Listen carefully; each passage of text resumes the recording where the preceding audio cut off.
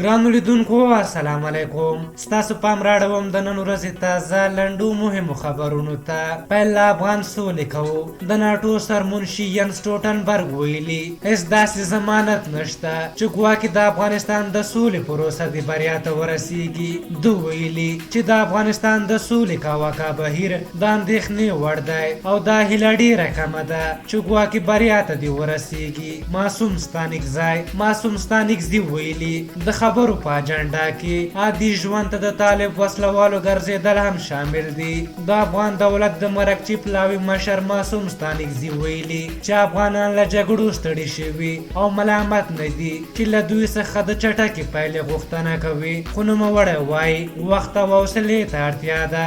داود سلطان زوی ولسي جرګې د کابل ښاروال داود سلطان زوی څارنوالۍ ته معرفي کړی او د نوموړي لاسلیکي بې اعتباره اعلان کړی، خو سلطان زوی وایي چې ولسي جرګه د نوموړي د برطرفه کولو صلاحیت نه لري او نوموړی د ولسمشر په حکم ټاکل شوی. عبداللطیف پیدرام د ولسي جرګې د پخواني غړي لطیف پیدرام پر فیسبوک پاڼه لیکل شوي چې د ولسمشر د لومړي مرستیال امرالله صالح په امر د امنیتي میثاق وسلوالې ډلې د لطیف پیدرام په کور برید کړی، خو د سیمې اوسیدونکي بیا وایي چې د لطیف پیدرام کور مخې ته شته موانع لرې کړل شوې. احمد جواد عثماني ولسمشر غني د فساد په تور د عامه روغتیا وزیر احمد جواد عثماني له دندې لرې کړی، خو عثماني بیا وایي چې د استعفا نه ده ورکړې، خو مکتوب ورته راغلی چې پکې لیکل شوي استعفا دې ومنل شوه. پاکستان له افغانستان مرکزي اسیا ته د سوداګرۍ او ترانزیت لار غوښتې، خو افغان حکومت په مقابل کې د ګوادر بندر د خلاصولو غوښتنه کړې.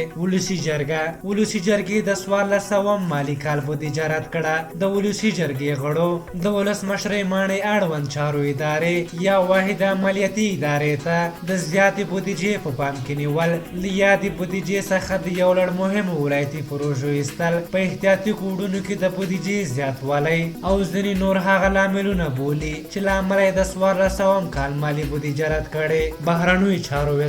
د بهرنیو چارو وزارت وایي د آذربایجان پارلمان نن په افغانستان کې د دې هیواد د سفارت پرانیستلو ته مثبته رایه ورکړه. په هر حال دا د نن ورځې تازه لنډ او مهم خبرونه. تر بیا چې ستاسو چوپړ ته راځم په یو بخښونکي خدای مو سپارم. د الله په امان.